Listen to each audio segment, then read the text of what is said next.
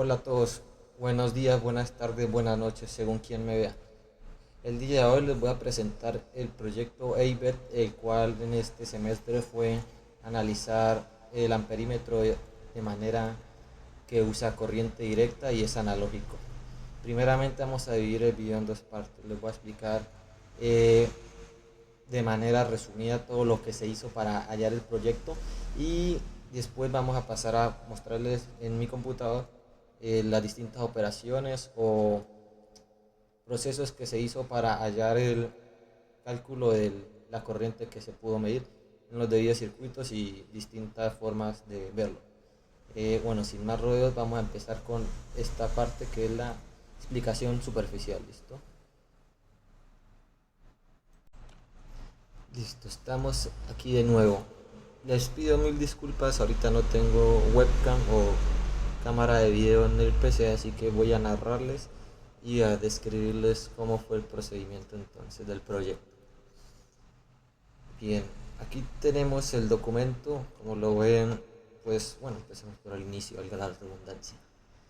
Eh, Desde el inicio traté de esclarecer la importancia de este instrumento y pues bueno, aquí están las claves, las cuales nos ayudan a recordar cómo se hizo la investigación de manera muy simplificada. Y bueno, empecemos ahora sí con la historia. La historia empieza alrededor del año 1820 con el descubrimiento que hizo el señor Ørsted y luego Schweigert, supongo que se pronuncia así, el cual consistió en que hicieron un multiplicador, el cual fue el antecesor del galvanómetro. Primero estuvo el multiplicador, después el galvanómetro y debidamente tiempo después el amperímetro. Aquí cómo funciona y cómo se diseñó, ¿no? Para entender cómo es el amperímetro.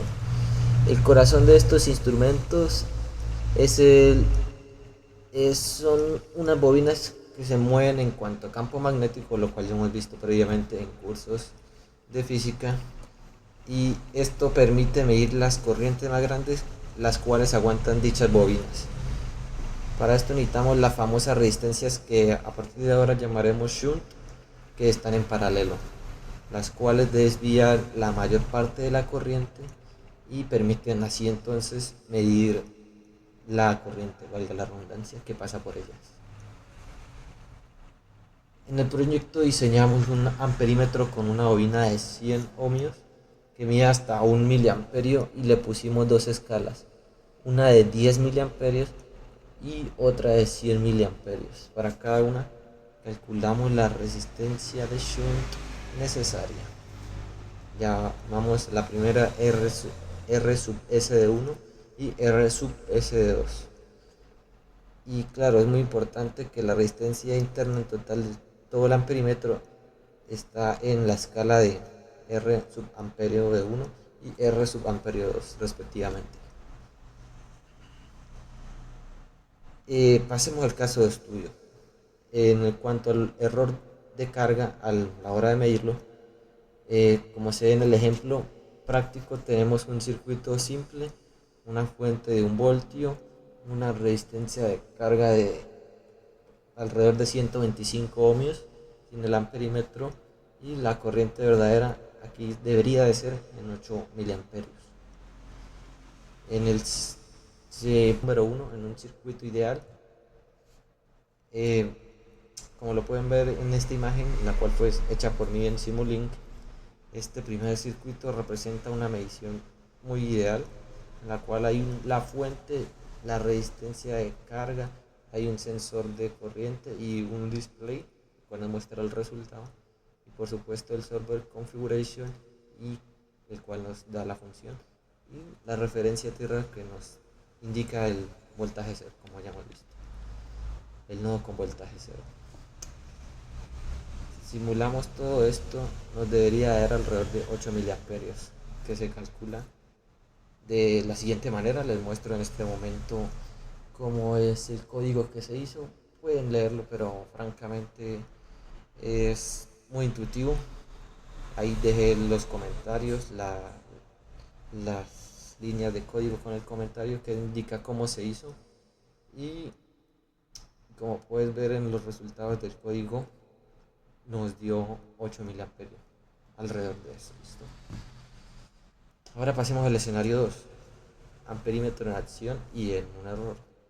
Ahora miremos este otro circuito en el cual hemos metido nuestro amperímetro. La resistencia R es nuestra R sub L de 125 ohmios, como previamente, por compararlo de alguna manera. Y estos dos resistores en paralelo, llamados resistor 1 y resistor 2 en este caso, representan la resistencia interna del galvanómetro y la resistencia shunt, que es la R sub S, en las escalas que estábamos hablando. En cuanto en papel, digamos, se calculó para una escala de 10 miliamperios la resistencia interna del amperímetro R sub amp de 1 y era de unos 10 ohms aproximadamente. Al meter esta en el circuito, la corriente medida en todo el mismo bajó hasta 7,41 miliamperios, lo cual nos dio, comparándolo con el previo resultado computarizado, alrededor de 7,4% de error. Es importante señalar que en cuanto a la escala 1 y mostrar el código de la salida de MATLAB, es posible que también haya sido un cierto desfase, o sea, un error más mínimo. Pero si usamos la escala en este caso de 100 miliamperios, cuya resistencia interna es de solo un ohmio, la cual llamaremos R sub amp de 2, y la corriente medida en esta resistencia fue alrededor de 7,937 miliamperios. El error aquí es mucho menor, de hecho es alrededor del 0,79%. Y es importante señalar que aquí en la escala 2, la salida del conector de MATLAB también es posible que nos genere un mínimo error. Esto demuestra que el efecto de la carga en el amperímetro, al tener su propia resistencia, modifica el circuito que está midiendo, como previamente les mencioné, ¿no? Y en este efecto depende mucho de la escala en la cual elegimos que se mida, valga la redundancia, en el amperímetro. Y de hecho pueden ocurrir otras fuentes de error. Por ejemplo, que el efecto de la carga no es el único que nos afecta. ¿A qué me refiero? Que también exploré en el documento otras fuentes de error como las tolerancias de los componentes, efectos de la temperatura, la no linealidad de los resortes internos del galvanómetro e incluso el error de paralaje al leer la aguja. Eso es en cuanto a la aguja se mueve, la que nos indica el valor del amperímetro analógico. Bueno, finalmente, ¿qué sacamos de todo lo que les acabo de hablar? Primero, que la resistencia interna del amperímetro es la culpable de la carga. Segundo, que no hay una escala perfecta para todo. Hay un balance entre minimizar el error de carga, generalmente con escalas de mayor corriente y menor resistencia el menor amperaje que registra la resistencia, y tener una buena deflexión de la aguja para leer bien la escala que nos indica el amperímetro. Y de hecho es importante, aunque no lo parezca, estar bien de frente a la hora del ángulo de visión y no podemos ver correctamente hacia dónde apunta la flecha del amperímetro. Y bueno, esta simulación fue hecha en Simulink. Por desgracia no me corrió correctamente, pero aquí les muestro de manera visual cómo se hacía el circuito. La recomendación general es empezar a medir en escala más alta e ir bajando con cuidado para que no nos dé un error en cuanto a escoger la escala. Bueno, este fue todo el resumen del amperímetro analógico. Espero que les haya parecido muy interesante y nos recuerde que detrás de cada medición hay toda una ciencia, el cual está dispuesta a ser descubierta por ti.